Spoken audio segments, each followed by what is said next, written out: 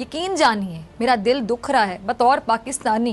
इसका मतलब अल जजीरा ने जानबूझकर पोस्ट प्रोसेसिंग में मैन्युअली इंडिया का मैप पूरा बनाया, पीओके, गिलगित बाल्टिस्तान सबको भारत में दिखाकर पाकिस्तान को सीधे मैसेज दे दिया और इसे कहते हैं डिप्लोमेटिक स्लैप। बहुत बुरा है ये तो। मैं तो समझता हूँ किस किस्म का। आज पहली बार वेस्ट एशिया के सबसे पावरफुल न्यूज नेटवर्क अल जजीरा ने अपने अरबिक ब्रॉडकास्ट में भारत का वो नक्शा दिखाया है जो पाकिस्तान शायद ख्वाब में भी स्वीकार ना करे।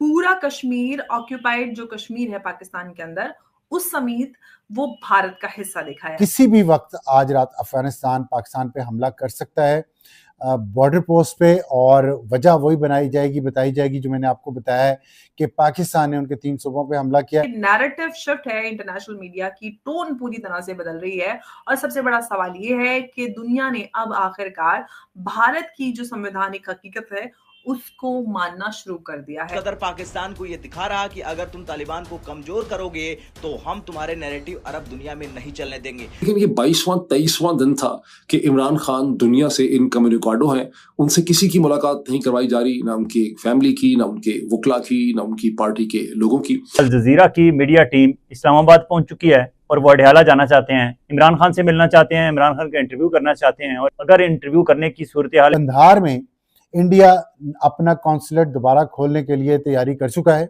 ये तो मैं कहूंगा दिस इज अ डिप्लोमेटिक कू जो मैं देख रहा हूं। आज पहली बार वेस्ट एशिया के सबसे पावरफुल न्यूज नेटवर्क अल जजीरा ने अपने अरबिक ब्रॉडकास्ट में भारत का वो नक्शा दिखाया है जो पाकिस्तान शायद ख्वाब में भी स्वीकार ना करे। पूरा कश्मीर, ऑक्यूपाइड जो कश्मीर है पाकिस्तान के अंदर, उस समेत वो भारत का हिस्सा दिखाया। ये सिर्फ एक ग्राफिक्स नहीं है, ये नैरेटिव शिफ्ट है, इंटरनेशनल मीडिया की टोन पूरी तरह से बदल रही है और सबसे बड़ा सवाल ये है कि दुनिया ने अब आखिरकार भारत की जो संवैधानिक हकीकत है उसको मानना शुरू कर दिया है या मानने लगी है, ये भी हम कह सकते हैं। और क्या ये पाकिस्तान के लिए एक कूटनीतिक झटका हम कह सकते हैं और सीधा सीधा पॉलिसी स्लैप। इसी पर आज की चर्चा। साथ ही साथ जापान ने जिस तरह से योनागिरी आइलैंड में मिसाइल डिप्लॉयमेंट किया है उसको लेकर चाइना ने रिएक्ट किया है। Thank you so much Amber, and thank you so much for having invited me to your channel once again, and I wish you all the very best, and I also extend my compliments to all your viewers. Okay, so we go ahead with the first one जो आप पूछ रहे हैं। ये तो मैं कहूँगा this is a diplomatic कू जो मैं देख रहा हूं, क्योंकि अल जजीरा कहाँ है? अल जजीरा है कतर में। तो कतर का it is the primary media platform. तो अभी तक हम ये सुनते आ रहे थे, पढ़ते आ रहे थे और अंदाज यही चल रहा था कि कतर, तुर्की या तुर्की एंड पाकिस्तान ये एक ग्रुप में है। मिडिल ईस्ट का जो डायनामिक्स है वो इससे आप अलग नहीं कर सकते, ये भी जुड़ा हुआ है। लेकिन इस किस्म की जो एक कार्टोग्राफिक वॉरफेयर हो या डेमोन्स्ट्रेशन हो, ये बहुत कुछ दर्शाता है। अब बहुत कुछ दर्शाता है क्योंकि एक तो सबसे पहला चीज है ये एक मैसेज दे रहा है चाइना को, ये एक मैसेज दे रहा है, स्ट्रॉन्ग मैसेज मैं कहूंगा कि पाकिस्तान को। लेकिन सीक्वेंस ऑफ इवेंट अगर आप देखेंगे, सबसे पहले अफगानिस्तान और जो चाबहार, ये जो सीक्वेंस है, उनके फॉरेन मिनिस्टर ऑफिशिएटिंग और डिप्टी फॉरेन मिनिस्टर इंडिया में आते हैं एक पर्टिकुलर डेट, और आते ही यहाँ पे वो एक स्टेटमेंट देते हैं कि हिंदुस्तान के साथ हमारा कॉमन बॉर्डर है 106 किलोमीटर। देखिए सिग्निफिकेंस।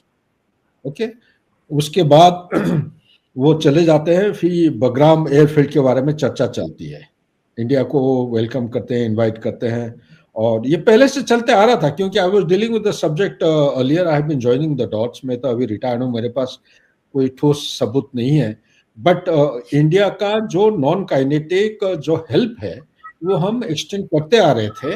नहीं तो एक दिन में या 5-6 दिन में एक एयरफील्ड को आप इसको ऑपरेशनलाइज नहीं कर पाएंगे।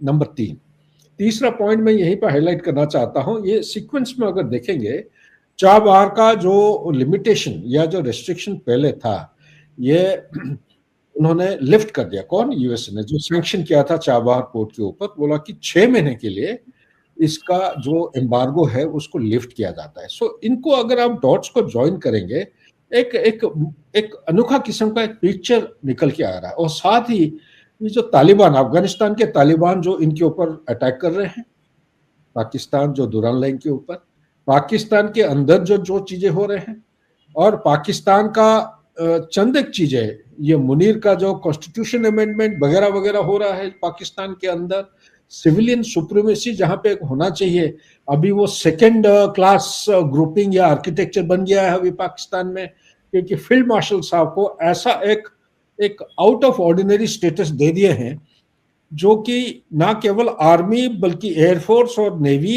उनको कमांड करेगा, प्लस उसका ऐसा प्रोविजन, एक कंबाइंड डिफेंस फोर्स, एक सीनियोरिटी उनका ये हो गया है, प्लस फील्ड मार्शल का जो इम्यूनिटी है, इम्यूनिटी एक पॉलिटिकल और जो कॉन्स्टिट्यूशनल इम्यूनिटी है, nobody can try him ever in life.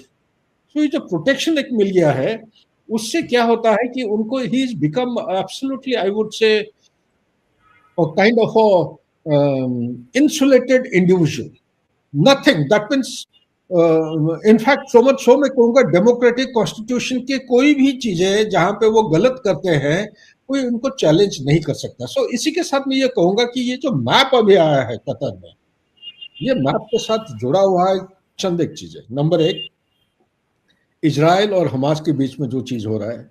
Number दो, अफगानिस्तान, ईरान और पाकिस्तान और इंडिया के बीच में जो हो रहा है। नंबर तीन, यूएस और चाइना के बीच में अभी जो थॉ हो रहा है नहीं हो रहा है, time will tell us, but for the sake of national interest of each country they are going in that direction.